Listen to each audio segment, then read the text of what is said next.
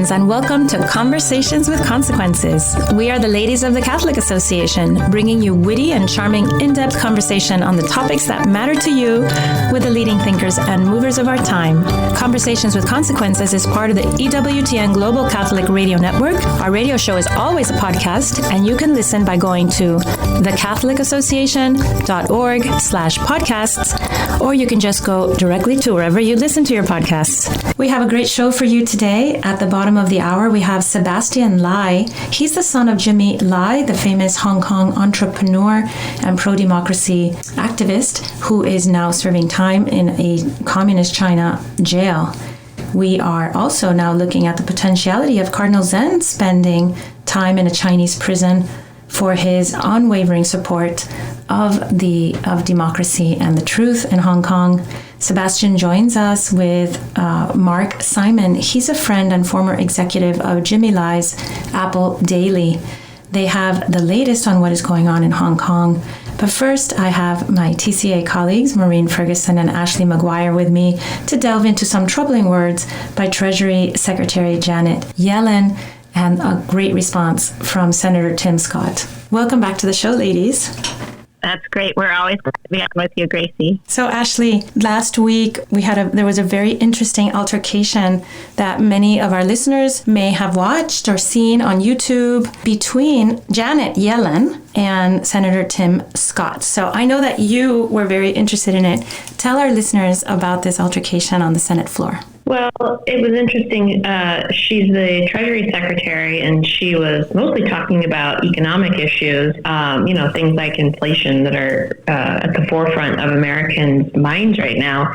And she got asked a question that seemed really planted about Roe v. Wade and the leak out of the Supreme Court, pointing to the overturning of Roe v. Wade and, what dire economic consequences would this have? And then she went and the reason I say it looked planted was because she actually read her response off of a piece of paper, like it was written out word for word. Not like she was like, oh, this wasn't a question I was surprising, but sure, let me take it. And the things she said were really shocking. She said things like abortion is good for the labor force. But where it got really shocking, some of it was shocking because she just talked in such plain language about, we need this so that women can have satisfying and fulfilling lives. But then she talked specifically about we need to have abortion because poor Black women rely on it. And that was particularly startling because, using those sort of racial tones, and especially with, abortion chains like Planned Parenthood trying to dust under the rug the fact that their founder, Margaret Sanger, was, into eugenics and a total racist, and they've been sort of scrubbing her name off of things. And Senator Tim Scott, who is African American and pro-life, really challenged her. And, at first he actually thought, and he's written to this effect in an op-ed, that she had sort of misspoke and asked her to clarify, did you really say abortion is good for the economy? And did you specifically say that it's good for poor Black women? And she kind of doubled down. And so they had a tense exchange, and he said, I was raised in abject poverty by a single mother, and, I'm glad that I'm here today as a United States Senator. And it was just a tale of contrast, and I think really sort of the masks are off right now, and it showed where, the pro-abortion side is not even trying that hard to hide the sort of grotesque philosophy that undergirds their movement. And, if anyone has been an observer of Senator Tim Scott, he's just a sweetheart of a man, raised by this hardworking single mother in total poverty in South Carolina, but he grew up to be a United States Senator. It's just an incredible story. So I think, Ashley, as you said, he was just stunned when he heard the Treasury Secretary making such a, transactional and callous argument that he questioned her again. He came back later in this hearing. It was a hearing of the Senate Banking Committee. He came back and asked her again, did I mishear you? He said, this sounds harsh. This sounds kind of callous to me. And she responded, she said, this is not harsh. This is the truth. It means that children will grow up in poverty and do worse themselves. So she clearly was making the argument that the solution to poverty in the Black community is abortion, to take the lives of Black children. And it's, we've seen this eugenic and callous line of thinking in the pro-abortion movement since its beginning. Since Margaret Sanger began Planned Parenthood, this strain has been there in the abortion movement since the beginning, but rarely has it been on such a clear public display, the contrast between the two. Myself as a minority, and that's not something that I talk about a lot because I'm an old-fashioned American in the sense that I really believe that in America, all of us have the same opportunities. I believe that. I've lived it in my life as the same opportunities to flourish and to build beautiful families and to make a good living, to support our families. I believe this. I've experienced it. I don't think of myself as a victim, not at all. But this kind of to hear somebody say, these women, because they're minorities, depend on the elimination of their own children in order to get ahead in America. I'm sorry, that's simply not true. It is simply not true, and it really burns me up as a minority to watch Janet Yellen saying that. What we need as minority women is what all women need. We need fair and just society that treats women and their fertility and their needs as women who conceive and give birth and love their children and want to give them beautiful lives. We need our society to treat us that way. And in many, many different forms, right? Like we need a society that builds up the family, that builds up male responsibility so that the men that we have babies with take care of us and marry us and love us all our lives. And to me, that's the most important thing. And to separate women into different colors and say these separate colored women, because they're minorities, need abortion more, it really burns me up. Well, and Maureen, I feel like you've written about this before, that violence is not the solution to poverty. And it's such a truncated idea that we're going to solve real, we do have a problem with poverty in this country. And, we do need to take a closer look, at what we can be doing to address the fact that, 1 in 4 children in this country go to bed hungry, and that, minority women do struggle with lack of access to good health care, and the disparity in the maternal morbidity and fetal morbidity between the different races. I mean, those are real issues, but I liked what Tim Scott said. He said, I want to challenge you to a real conversation. And that is so much more of a, holistic and long-term way to approach the issue, as opposed to just offer violence, racially motivated, racially targeted and tailored violence. I mean, it's not a lie that, abortion clinics are heavily concentrated in minority neighborhoods. So this is not an abstract exchange. This is real life and reality that they were talking about. And isn't there an edge, Maureen, to her comments? And you know a lot about this, particularly about the eugenic roots of Planned Parenthood. You've written about it many times. Isn't there a eugenic edge to even what Janet Yellen said about preventing these children from coming into the world and growing up in poverty? Like, what does that even mean? If there are children who are suffering in poverty, our duty as a society is to help them rise out of poverty, not to eliminate them before they're born. That's exactly right. And that, as I said, that line of thinking has always been present. And even Supreme Court Justice Ruth Bader Ginsburg at one time made some sort of a slip in talking about the Hyde Amendment, which prevents taxpayer funding of abortion through the Medicaid program, saying something about we want fewer of these people. So, it's rare that this thought is so starkly, that people sort of admit to thinking this way, but it's very much present. And Senator Tim Scott, as you referred to, Ashley, said, that he challenged the Treasury Secretary to a real conversation. And then he penned this op-ed in the Washington Post talking about real solutions to poverty that he works on every day in the Senate, tweaking the tax code to be more family friendly, especially to single parents, and working on opportunity zones, getting, private sector investment in these, the toughest zip codes in America that bring in investments that lead to better wages and, full employment and reduce poverty in the tough neighborhoods. Senator Tim Scott is a huge proponent of school choice, of allowing low-income families the opportunity to get out of failing schools in the inner cities.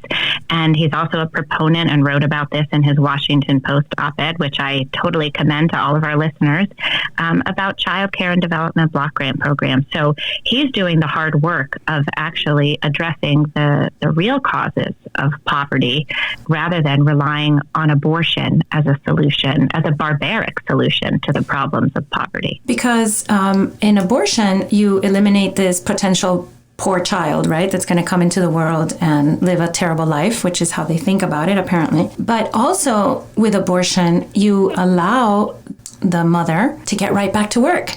And that dovetails with another thing that Janet Yellen said. I'm going to quote it to you, Ashley. I'm sure you remember her saying this. I believe eliminating the right of women to make decisions about when and whether to have children would have very damaging effects on the economy. So what connection is she making here between abortion and the needs of corporate America? Well, it's interesting because in the wake of this leak from the Supreme Court, these corporations have been, as if this is some, benefit to women, have been sort of tripping over themselves to say, oh, well, here's our abortion benefit and we'll fly you here and we'll pay for this and we'll give you a budget of $4,000 to go out of state if need be. And it's sort of sad and sick because it's like, well, sure. I mean, if you're Amazon and you offer 4 months of paid leave, it's going to be a lot cheaper to help a woman to get an abortion than to give her 4 months of time off and maybe help her shift to flex work or to accommodate her as a mother. And Erica Bakioki, who I know has been a guest on our show a few times, has written about this extensively, which is that really abortions actually cost women progress in the workplace because there's a reverse incentive for companies to push things like abortion and or delayed childbearing instead of helping women to both flourish in the workplace, and have children, even when it's unexpected or unplanned. And that in a post-Roe world, companies really might have to find ways to be more accommodating. And, sure, if it's all dollars and cents and you're Janet Yellen and you're looking at a profit and loss sheet, this might be a little bit more costly in the short term. But I think, those of us who are creative and can kind of think big, think that, the American economy, can envision an American economy where women both flourish and do so without, basically truncating the civil rights of an entire class of people. But it seems like everything in the economy is set up against this vision of women as being able to welcome their own children into the world. I have 5 children. Putting them through school, and especially college, has been a tremendous expense, even with some assistance from the state of Florida, which is very generous, with the Bright Future scholarships, for instance. But there really is a sense that both parents have to be working all the time, even when you're lucky enough to have 2-parent household. 2 parents have to be working all the time just to get 2 children, out into adulthood. Like, life is so expensive, getting more expensive with inflation. Nowadays, you can't find baby formula. I mean, it seems like we're turning into a European kind of place where people can't afford to have children. People can't afford to move out of their parents' homes and, build their own family. Do you think that I feel like there's a bigger picture here of a society that's not open to the family itself. The family is father, mother, and several children as the children come along. I think that's part of it is we've become so hyper individualistic in our economy, and our economy has gotten really skewed towards being all about what can you contribute, to the point that they even write articles like, this is what a stay-at-home mom would make, which is so demeaning. It's like there's no value you can place on raising children and taking care of a home, but it points to a broader need to shift. I mean, we can still have a free market capitalist economy without putting every single person through the lens of what is your output value, which is going to exclude disabled people, the unborn, the elderly, and that sort of is what our culture is now. We discard the unborn, we siphon off the elderly into homes, and the disabled are disappearing from our sites. And you see that kind of utilitarian view of human beings in Janet Yellen's way of expressing herself, right? I mean, a person in this case is just sort of someone you can switch in and out, but their whole purpose in life is to be productive and produce their little bit for the economy and not let pesky pregnancies and children get in the way of, our roaring American economy. But who's the economy for? Like, if we have a great roaring economy, but women are having to abort their children and people can't afford to form beautiful families and educate their children, then what are we building this economy for? For, some unmarried 30-something-year-olds who live in all the cosmopolitan centers and have these fabulous lives and have the peloton bicycles? I mean, what's it for? Right. And our culture of reliance on abortion has actually prevented us from building a culture of more authentic women's flourishing that embraces the fact that we are, it's women who bring forth the next generation of life. And, even the economic arguments that Janet Yellen made are quite contested. And in fact, Erica Bakioki and Helen Alvray and 240 other female scholars submitted a brief in the Dobbs case that show that upon deeper study, the opposite of what Yellen was arguing is true, that women's advancement since Roe versus Wade is due to other things like equal pay laws and, other things, not abortion. And, I always like to quote Elon Musk when it comes to this, because years ago, he's a guy who sees into the future, right? Many, many years ago, Elon Musk was talking about how the greatest threat to our economy is not overpopulation, which was sort of, the prevailing view at the time. He said the greatest threat to our economy is actually population collapse. Our fertility rates are so low now. Our culture has become so inhospitable to children that, no less than Elon Musk says that the greatest threat to our economy is the coming population collapse. I think about this all the time because as I've mentioned on the show several times, because I talk about my own personal life too much, I'm sure, that my father's very sick with ALS, and there's 4 siblings and, almost 20 grandchildren, and we all take care of him. It's a huge job, but we're all there for him. Very soon, we're going to have an America where there are going to be so many, many, many thousands, hundreds of thousands of older people with terrible diseases and no one to take care of them like we take care of my dad. I mean, this is a population collapse, and abortion, this no-holds-barred abortion thing that the left is pushing is just another way of denying the reality that we need children. We need the next generation on 1,000 levels, to flourish as a human society. I was just in a doctor's appointment yesterday, and the doctor, who's older and his kids are grown, he said, I have 2 kids. I'm jealous of you. You have 4. And it made me think, I've never heard anybody say they wish they had less kids, but I have heard more times than I can remember of families of all sizes, 1, 2, 3, 4, 5, people saying they wish they had had 1 or 2 more. And it's one of those kind of, lessons or wisdoms that if you stop and listen, you'll hear is everywhere, that nobody regrets the children they have. If anything, they regret not having a few more, and they realize, back to the point about the economy, that when you get older, you stop caring as much about how much money you make and that cruise you could have gone on, and the things that give you true meaning and fulfillment begin with your family. And so it's just another sort of tragedy that we don't talk about that more. I mean, again, there's a whole demographic and economic conversation to be had about it, but then there's also the sort of human fulfillment component of it, which is that, truly it is family that brings us the most satisfaction. I think I even saw a poll once, a study or a poll that said the average person wishes they had it's like uniform across the board, wishes they had 1 more kid. Kind of like somebody, I think Arthur Brooks talked about, when you poll people, that everybody, no matter how much money they have, say they wish they had 20% more. That's what they say. They need to be happy. That's like one more vacation. That's like one nice vacation a year. So yeah, I agree. Yeah. People say they wish they had one more kid. 2 more kids. Yeah. And that's a very short-sighted, we're making short-sighted decisions. Something like what Janet Yellen's talking about, it's very short-sighted to think of human beings, of their human capital as being purely economic, in a sense of how much, how many widgets will they be able to produce at the factory when they're 22. That's not the way to think of human beings. And maybe this brings me to something else we were hoping to get to, and we have a few more minutes left.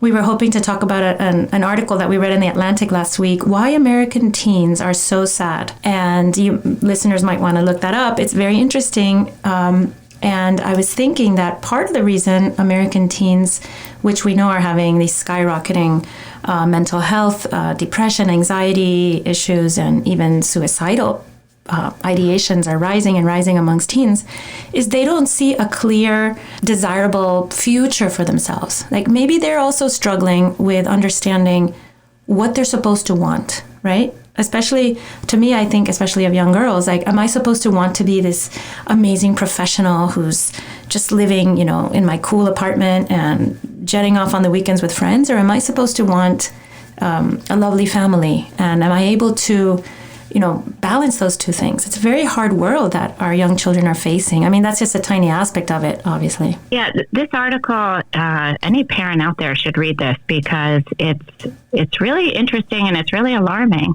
And I think a lot of us feel this in our gut, but the authors of the article point to several things, some of which we think about a lot, some of which maybe we haven't thought about, but it's really an astronomical number of teenagers who have these, in the study's words, persistent feelings of sadness or hopelessness.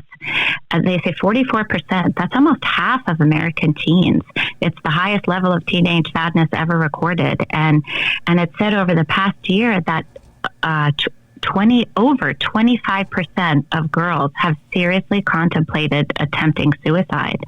And there's just something so culturally wrong if this is the case. And, the authors point to social media use, but they also point to not just the actual effects of social media use, but the effect of it taking up the time that prevents them from doing other healthy things like spending time in person or, even getting their driver's license. Fewer teenagers even bother to get their driver's license.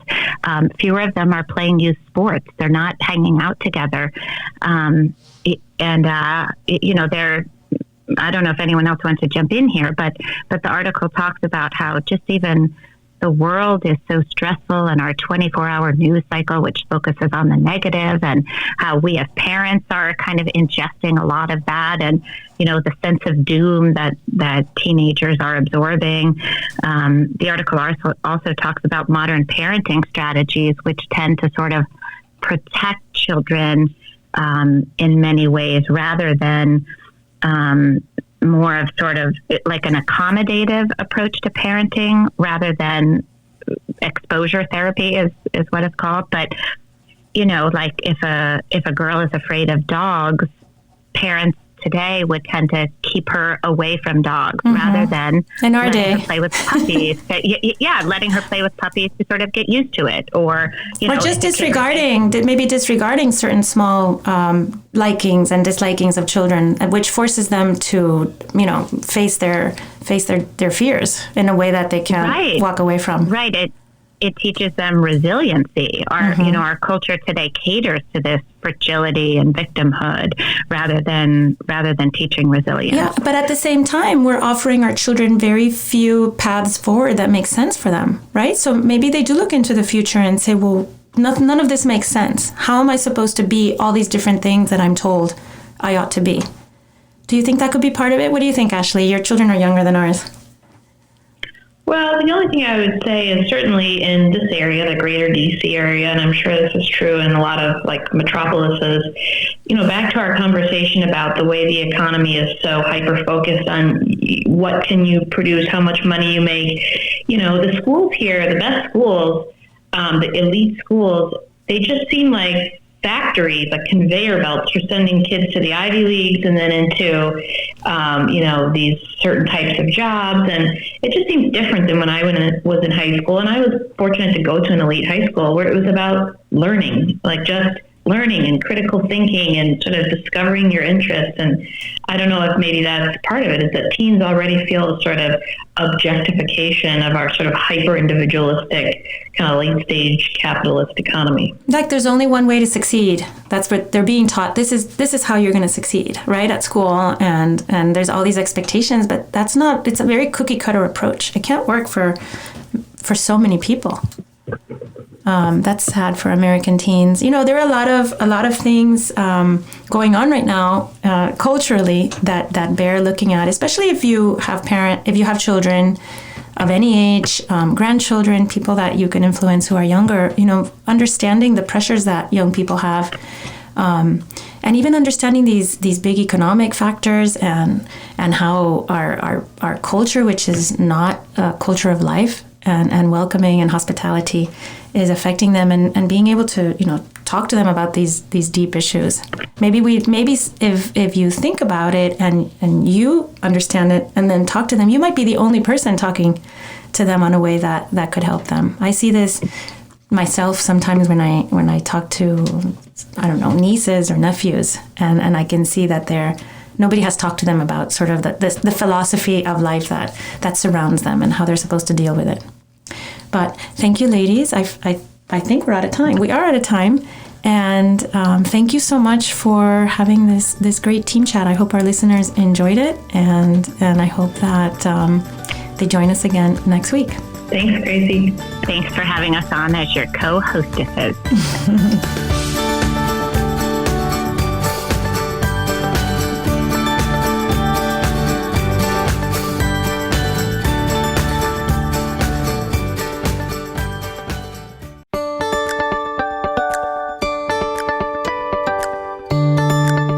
Welcome back to Conversations with Consequences. I'm your hostess, Dr. Gracie Christie. Thank you once again for joining us this week and taking part of our conversation as the news of Cardinal Zen being arrested by the Chinese Communist Party. He is a cardinal of Hong Kong for the Catholic Church, and he was arrested along with several human rights activists.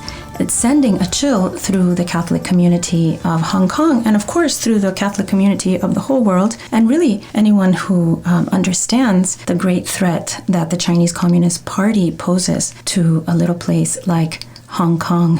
Today, we are very fortunate to have the son of Jimmy Lai, Sebastian Lai, who just accepted an honorary degree for his father from the Catholic University of America. His father is the great entrepreneur and activist of Hong Kong, Jimmy Lai. So to give you a little background on that, Jimmy Lai founded a clothing brand called Giordano, built that up into a giant industry, eventually buying the newspaper Apple Daily. And he has become, in the last few years, a very vocal critic of the Communist Party. He was arrested in August of 2020. A conviction and an arrest which he called the pinnacle of his own life. Amazingly, he is a Catholic convert.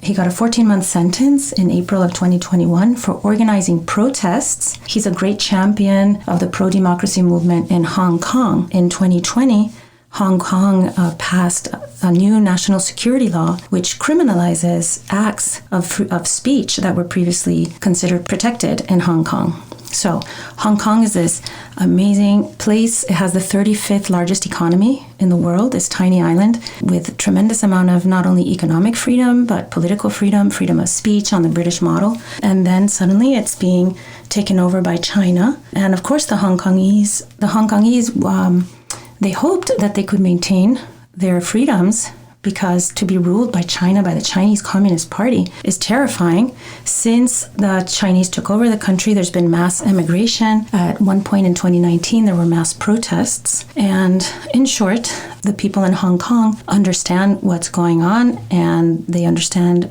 what's at stake. Again, in 2020, this national security law was passed, and it was used to convict this great entrepreneur and activist and pro-democracy champion, Jimmy Lai. Now, Also, Cardinal Zen was taken into custody. He has since been released, but this is what is facing the people of Hong Kong.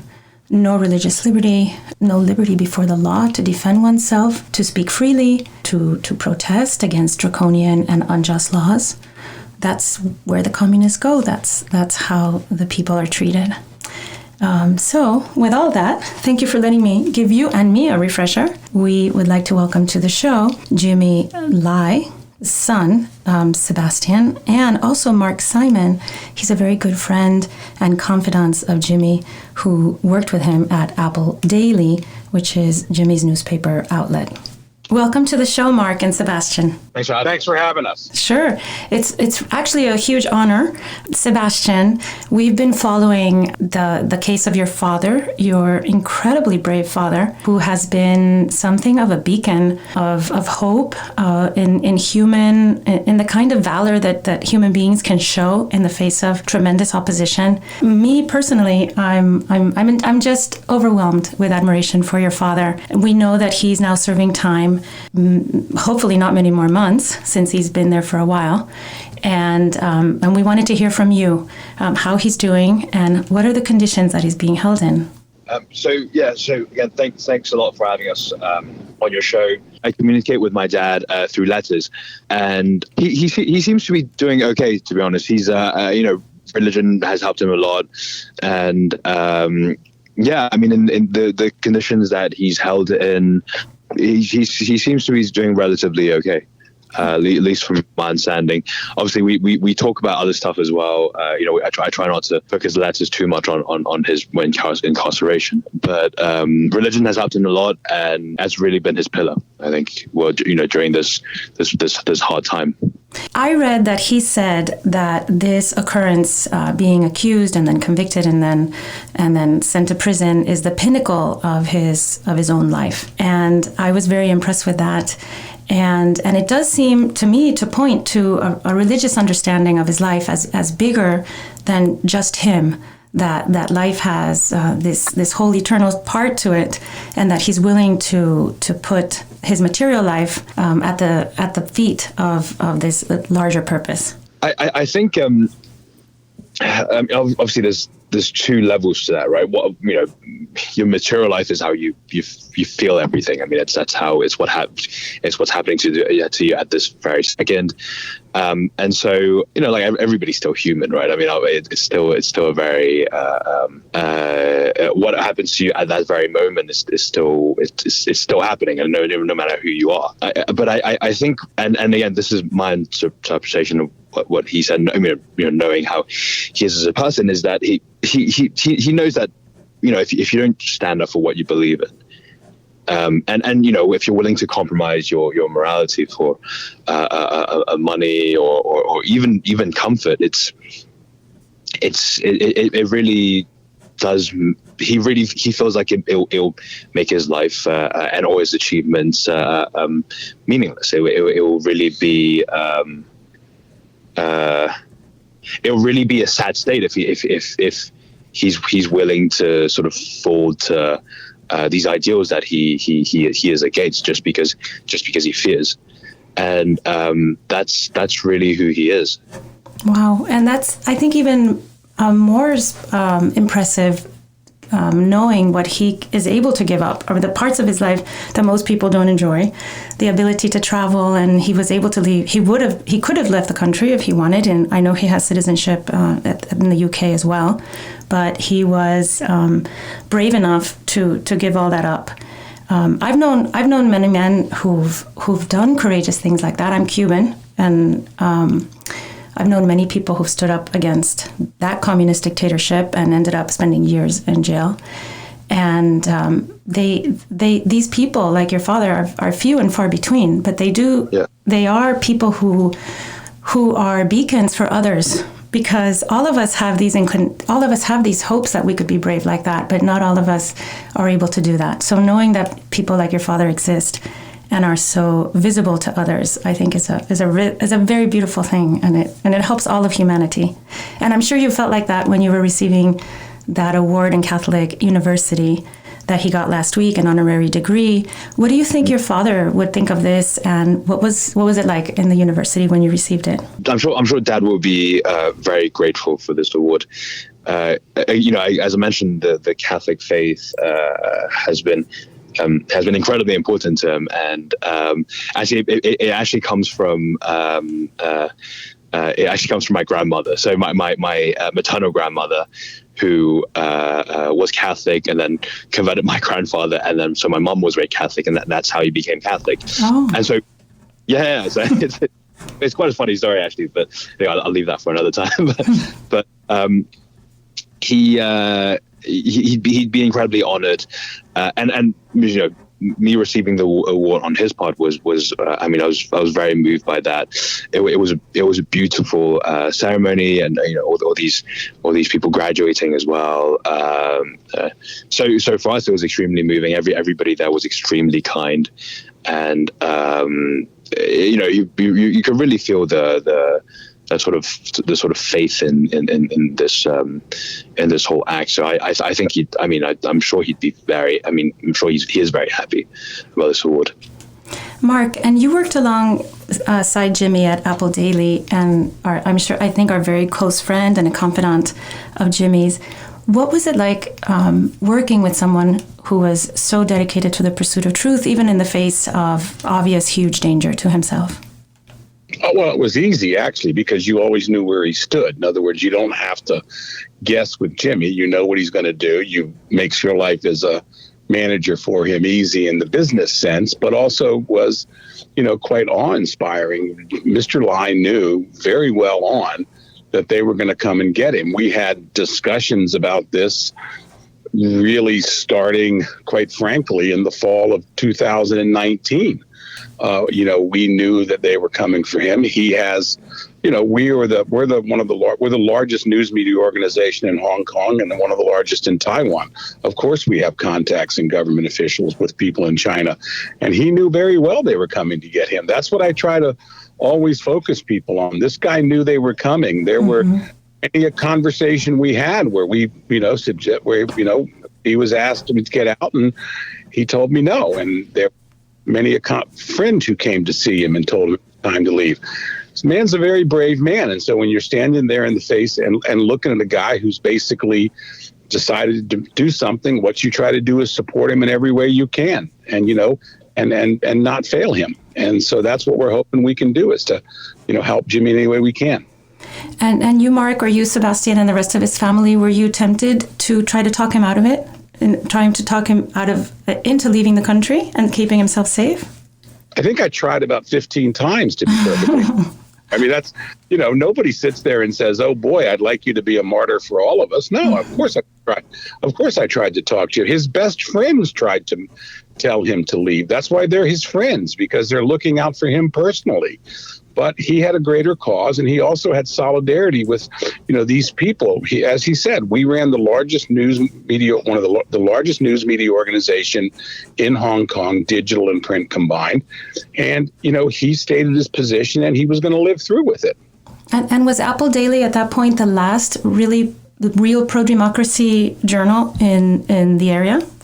The last mass one. But we'd really been the last mass media pro-democracy for, honestly, 15 years. So, it wasn't like just one day everybody was intimidated. I mean, the mainland and their allies had bought up pretty much everything. It doesn't mean there were bad journalists at other places, and it didn't mean that people didn't have bouts of courage. But yeah, if you're looking for the one pro-democracy newspaper that on a mass scale, a large scale, it was us. And there were also but there was a lot of brave, smaller ones too that came along. There's the Hong Kong Free Press in English. There was the Stand. There were other ones. And some of those people are in jail now. Wow. And it was in 2020 when Hong Kong passed the national security law that you must have known that everything was coming to a point. I mean, you always know that, look, when you're across from, the CCP, you always have an idea of something they're going to do. But I mean, we're not clairvoyant. We were hoping that we could keep working and keep fighting and keep doing these things. But no, the idea that they were going to be the idea that they would be willing to kill Hong Kong economically to get what they want, you know, we came to that revelation, I think, with everybody else. The one person who, quite frankly, did really call this, Jimmy, there was two that I know, the two people who did know how severe this could be were Jimmy and Cardinal Zen. Cardinal Zen was telling people, you know, if you're young, get out as quickly as you can, all the way through, you know. And Cardinal Zen has just recently gone through his own arrest and was released, I think, on bail a couple days ago. And that's right. He was he was helping with the Humanitarian Relief Fund, 612, I think it's called, 612 Humanitarian Relief Fund. And they were giving financial and legal assistance to people who were prosecuted for protesting in 2019, just like Jimmy, correct? Yes. So these were people that didn't have Jimmy's resources and his stature in society to fight back. And now he's been in jail. He's been taken and released. And I suppose we can expect him to be convicted under the same law. Do you think? I mean, it's an automatic. If they put you in the courtroom, it's an automatic conviction. No one, they're undefeated so far. Let's just put you. They've got a perfect record of convictions, and I'm sure if they want to keep a perfect record, they would. But look, Cardinal Zen's no shrinking violet either. You know That's what I'm saying? right. I mean, look, if they put Cardinal Zen in jail, then his only regret would be that he can't minister to his flock and his people outside of there. And just so everybody knows, the day after Cardinal Zen was arrested, Cardinal Zen was back out visiting people in prisons. Really? I've known Cardinal Zen for, you know, close to 21, 22 years, and spent some time with him traveling around. He's a very easy person to deal with because you know exactly where he stands. He hasn't ever changed. And, you know, there's the thing about Cardinal Zen that I think people have to understand, and also about Jimmy, is how compassionate they are. Mm-hmm. In other words, these are not people standing up screaming at the moon. They basically have this strong will and a belief based in logic, experience, and their faith. Yeah. And I think that's why they are so dangerous. You're not dealing with angry men. As Wadsworth said, these are happy warriors. Mm-hmm. You know, they know what they believe. It's an amazing thing. Sit there and talk to them. I mean, I have to tell you, you know, the dinners at Jimmy's house, the lunches, you know, the coffees with Cardinal Zen. I mean, when you look back on them and you remember what they were saying and know the knowledge that they had about what was going to happen, it's amazing. And has Cardinal Zen been able to visit Jimmy in prison? Previously, before the conviction, but to be perfectly honest with you, we don't know. Mm-hmm. I don't know. And so, you know, in all honesty, it's one of these things you don't ask. If he sees him, he sees him. You know, we don't. Okay, it's not something you advertise for the safety of everyone involved. We wouldn't ask. In other words, I know this is. I mean, you're Cuban, so you'd understand. Why would you ask a question when you get somebody in trouble? That's right. And what about what are your feelings about the Vatican in relation to all this, and especially in the face of Cardinal Zen being aggressed like this, a cardinal in the Catholic Church? As a layperson, I'm extremely unhappy. As somebody who deals with China, I'm kind of amazed that they're so unwise. In other words, they've just been taken advantage of so greatly. And they're actually, you've reached the point now where even those most charitable to China in every other way they're well aware that the Holy Father and the Vatican are basically being taken to the cleaners. Well, we will see if the Vatican does say anything as the news breaks that Cardinal Zen is expected to appear in court next week to defend himself from these charges, although, as Mark tells us, the actual fate of Cardinal Zen is probably already written down in stone somewhere with the Communist Party and the way it operates. We will pray for him, of course, as well as Jimmy Lai and all our Chinese brothers and sisters who are suffering greatly at the hands of the communist regime, whether on mainland China or in Hong Kong. Thank you so much for your time today, Sebastian Lai. Please take our prayers back to your Father in your next letter. And Mark Simon, thank you for your continued efforts in keeping democracy alive in the freedom of the press. God bless you both. Every morning, the Catholic Association reviews all the latest news and sends our subscribers a carefully curated collection of the most important news of the day. Items are specifically selected for a smart Catholic audience like you. Don't let the world take you by surprise. Subscribe to our daily media roundup at thecatholicassociation.org. And now, Father Roger Landry offers us, as is customary, a short and inspiring homily to prepare us for this Sunday's Gospel. This is Father Roger Landry, and it's a joy for me to be with you as we enter into the consequential conversation the risen Lord Jesus wants to have with each of us this Sunday. Throughout the Easter season, the Church has us focus on how Jesus intends us to share in the newness of life that comes from our communion with Him risen from the dead. In this Sunday's Gospel, Jesus talks to us about two things He died and rose from the dead to give us: love and peace. Our hearts were made for love and for peace, and will remain restless until we have them. But love and peace are not things that we can just wish into existence. No matter how many songs and poems we write about them, or talk and dream about them, they are realities that cannot be conjured or fabricated. We will not truly experience them until we follow the means Jesus describes in the Gospel. He was the Prince of Peace, and who was love personified, tells us this Sunday the path to obtain both love and peace. But before we examine what he says, it's important for us to focus on the stakes. Up until now, as I've been preaching this homily, there's been a siren running in the background of a police car here in New York City. We live in a world that is torn by the lack of peace. It's easy to point to the Russian atrocities taking place in Ukraine, but there are also horrible conflicts taking place in Ethiopia, Yemen, Afghanistan, Myanmar, Mali, Niger, Burkina Faso, Mozambique, Somalia, the Democratic Republic of the Congo, northern Nigeria, and even the West Bank and the Holy Land. In several communist countries, China, Cuba, Venezuela, North Korea, the people live oppressed in fear of imprisonment and death. Even in the United States, there's a lack of peace, as 18-year-olds murder innocent people in Buffalo supermarkets. Those clamoring for social change torch cars and businesses. Pro-life offices are burned down by Molotov cocktails. Churches suffer vandalism.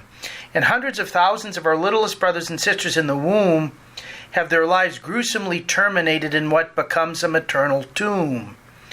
This lack of peace is one of the most obvious manifestations of a lack of love, in which we objectify, label, dehumanize, and oppose others, rather than will their good. But it's not the only sign of a crisis of love. So many people today just don't feel they're loved. St. John Paul II famously said at the beginning of his pontificate, "Man cannot live without love. He remains a being incomprehensible for himself. His life is senseless if life isn't revealed to him, if he doesn't encounter love, if he doesn't experience it and make it his own, if he doesn't participate intimately in it." People suffer when they don't experience the love of a mom and dad, especially when they're young. They suffer when they experience rejection from those on whom they have a crush as young people. They suffer when relationships, engagements, even marriages break up. They suffer when they have only utilitarian friendships and contacts. They suffer when they're alone. Some, out of suffering the lack of love, try to distract themselves through addictions to booze and drugs, others to porn and fantasy, others to promiscuity. Others, tired of living without love, think that others won't care and try to draw attention to their pain and loneliness by taking their lives. The crisis of love is real and enormously costly to individuals and all of society. In response to the yearnings for peace and love, Jesus speaks to us today in the Gospel. He describes the path to find love and make peace. It's important that we listen to him with fresh ears. About love, he tells us that love isn't something that just happens to us, but is the result of a choice first on God's part and then a choice on ours. St. John said in his first letter, "And this is love, not that we have loved God, but that God has loved us first and sent his Son as an expiation for our sins." But for us to receive that love, we can't be passive. We open ourselves up to receiving it by giving it. Jesus tells us in the Gospel this Sunday, "Those who love me will keep my word, and my Father will love them, and we will come to them and make our home with them." Whoever does not love me does not keep my words. Love is not a feeling, Jesus says, but an action. To keep his word in faithful communion with the one who gives us that word. Jesus expanded upon this thought later in the same Last Supper discourse when he said, "If you keep my commandments, you will abide in my love, just as I have kept my Father's commandments and abide in his love." This link between love and the commandments is something that many in the world, even in the church, have forgotten, because so often we look at the commandments as burdens, as onerous duties, rather than as a tremendous divine gift to help us grow in love.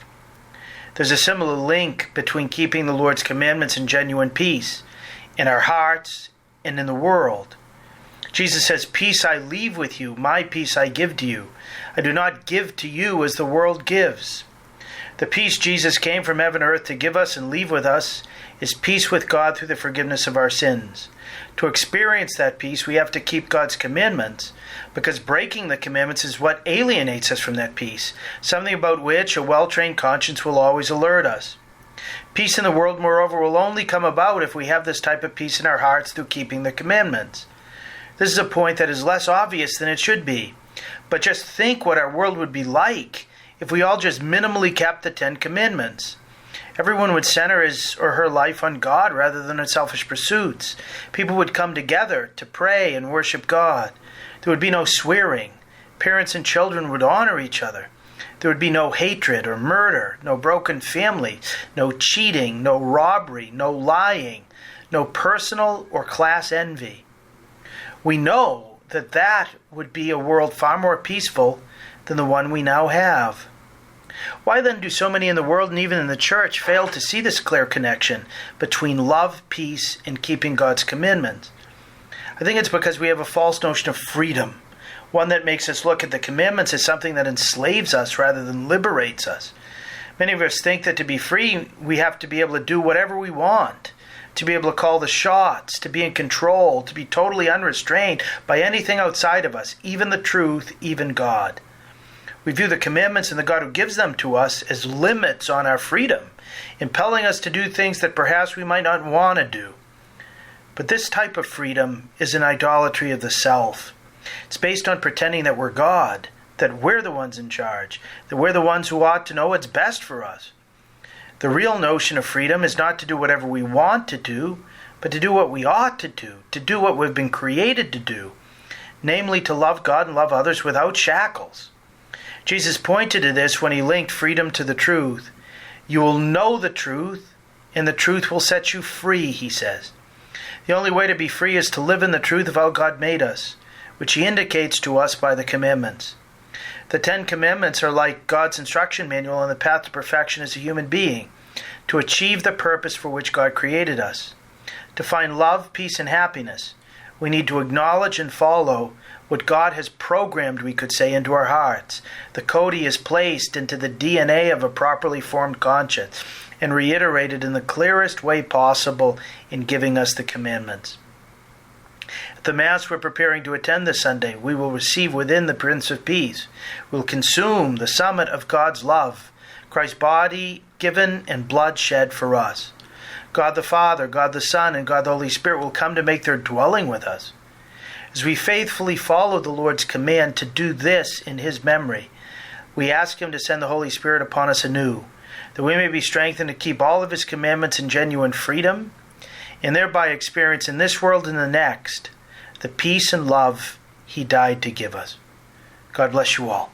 Thank you, Father Landry. To hear more from Father Landry, check out his website at catholicpreaching.com, and you can also catch his writings at EWTN's own National Catholic Register. A big thank you to all our listeners for joining us. I hope that this show was helpful. I hope that it gave you more peace and more hope and more joy, and you go with our prayers.